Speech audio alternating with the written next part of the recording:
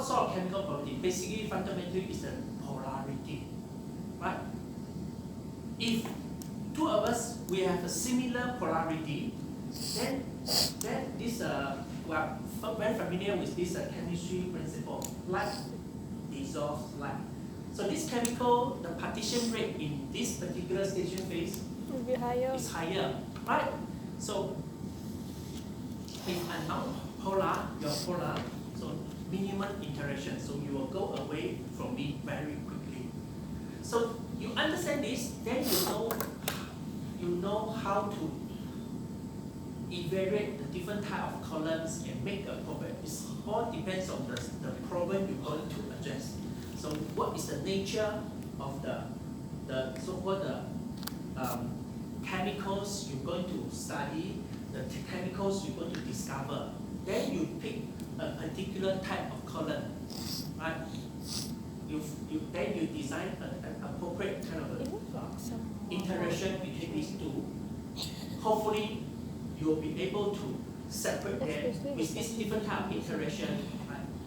You'll be able to separate them quite efficiently. So these are in principle, this is the idea. So that's why you need to take into consideration the coating materials characters. For instance, the different partition rates of different analytes, right? And you need to have a good solubility of a sample of analytes. So that's why in one of your slides we summarize some of.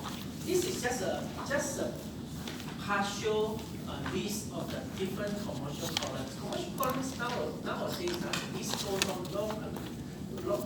goes on and on a very long list. We have easily a few dozens of very stable and very robust commercial columns, right? So for instance, this one, right? The first column is the actual packing material, that means the coating material is a scientific name, right? And then the second one is the common tree name. Third one is one of the property is how thermally stable. So for instance, the first two, okay, more heat resistant, right? Then in summary, the last column share with you. For instance, the first one, OV1, that's a tree name. OV1, the actual chemical used is this, the very long name. OV1 is very good for the, what is that? For the let's say, polynucleic aromatic. That means a lot of aromatic rings together, and this column is a good choice for drugs, so on and so forth. Then, for OV 210, right? 210 is very specific and is very, very good for chlorinated aromatics. That means it's very selective. It's very good for separating those chlorinated aromatics.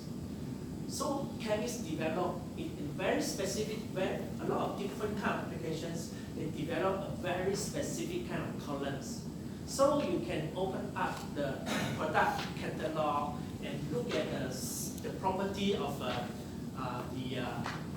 column material and look at the application, and then you pick the most appropriate column for your actual application. But of course, the other thing is inside the column, there's another parameter you need to pay attention to. So this one is very tiny, right? So inside the coating, just now, it does not matter whether it's the entire liquid layer or the tiny texture. So the amount of the chemical use for station phase, it also has a direct effect. In general, we simplify it. If there's more coating material, that means it will take in more analytes, interaction more, right? So if the material is very little, so that means if you spread it out homogeneously, then the layer of the coating is very, very thin. And there's also has a certain, it's not thin is not good or thick is not good. No, it all depends on your particular application. if we already have the split injector for us to introduce a tiny bit of them. If this tiny bit of this sample, right, to achieve the optimized separation, sometimes we need a little bit more stationary phase to interact more with the analyte. So that's why we pick a column with a thicker coating. Vice versa, if we demand just a little bit of the so-called column coating, so we pick the column with a very, very thin. Likewise, the particle capillary tube. So we pick the particles with very, very tiny diameter. Right. But this, on this point, what we need to understand is under what circumstances or what applications you need to consider the so-called the thick films. So very simple.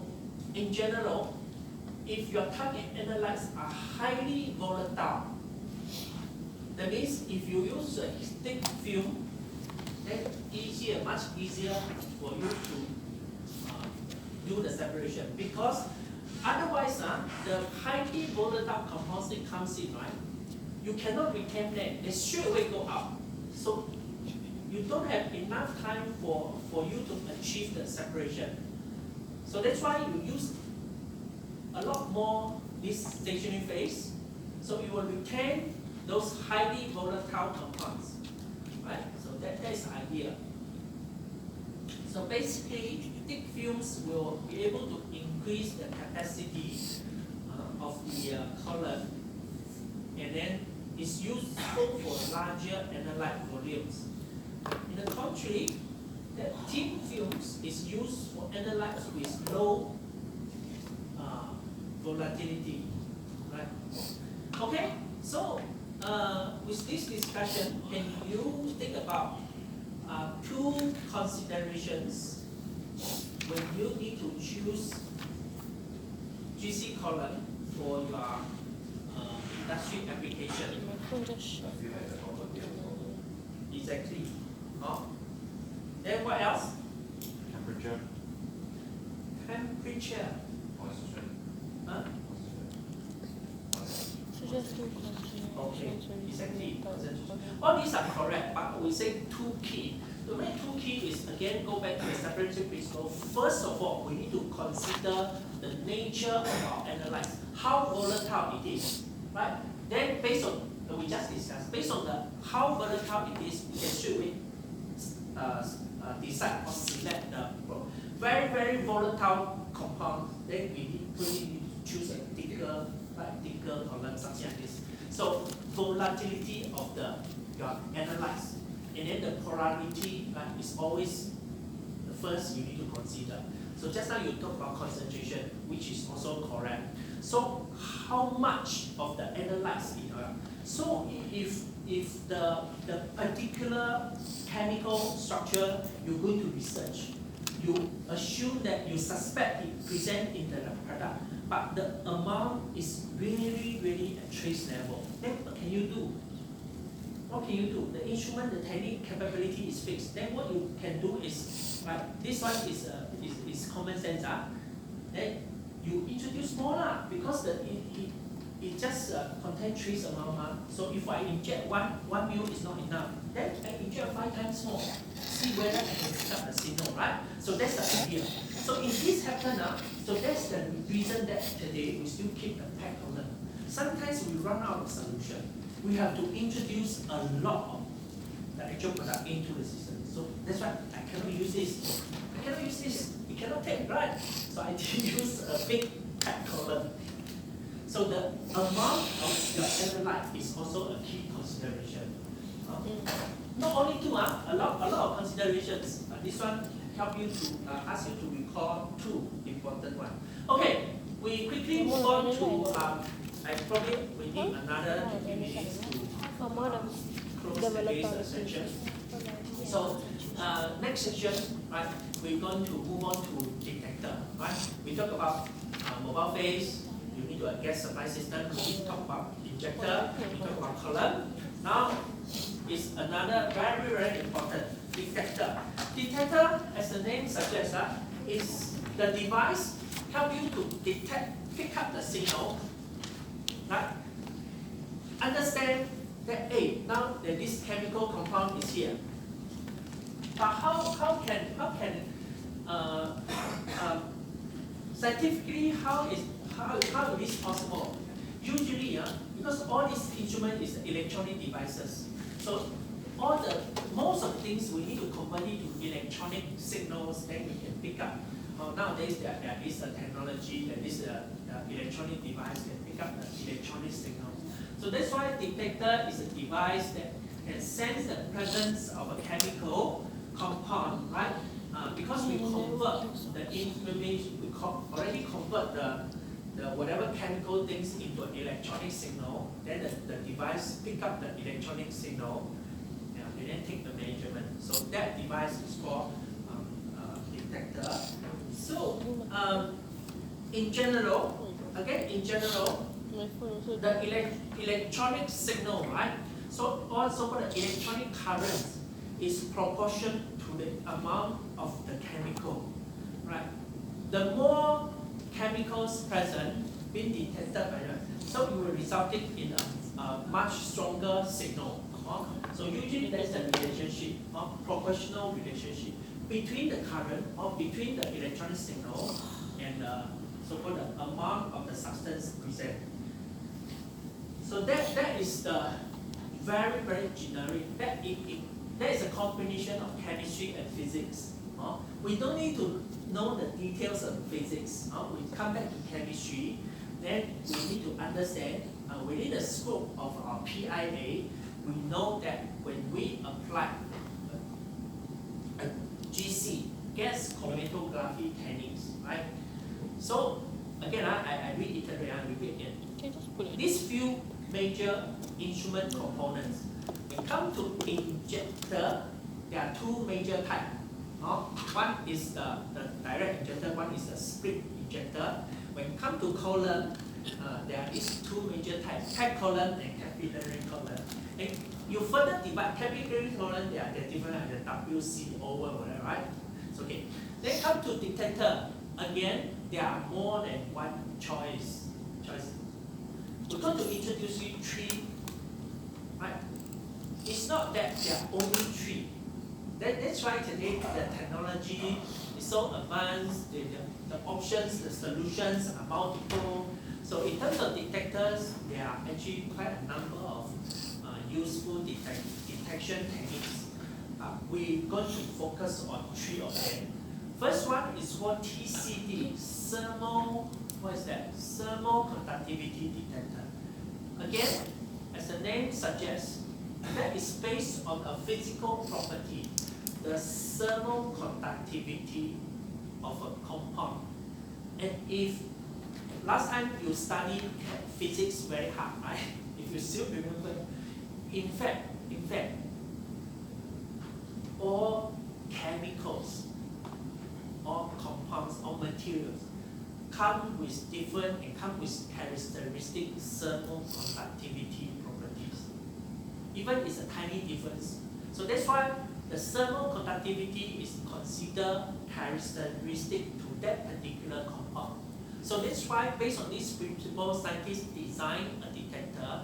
If two different guys comes in, right, it's based on this thermal, the differences in their thermal conductivity will be able to differentiate them and will be able to detect them. The second one, FID, PIA, a lot of acronyms, PIA, then it's a TCG, FID, and MS. FID means flame ionization detector. The idea is just now, the actual separation happens in the column, right? Then the individual compounds will come out from the column. Once it comes out, right, then how to detect? So the second idea comes in. If I find a way, because the chemical comes out, right, it's still in a chemical structure, right? Let's say aromatic compound, they are this we still recall that this so-called the aromatic ring structure, right? 6 composite ring structure. So how to detect? So if I can find a way to break down the structure and convert it to ions, then I can pick up the ion signal. Right? What is ions carries those positive current. Then I design a negative electrode when they meet, so I can measure the current. But how to break down the structure? Very simple. One of the very direct way is I provide energy, I burn it off. Right? I destroy the structure, chemical structure by burning. Right? And then I can produce the ions. Right? So this is exactly what happens. So we provide hydrogen, we provide all these flammable gases. When the chemicals come out from the column, we burn it, and then we destroy, we break down the chemical molecules, and then produce ions. And then the electronic device measure the current of the ions. That's FID. MS is a so-called mass spectrometer.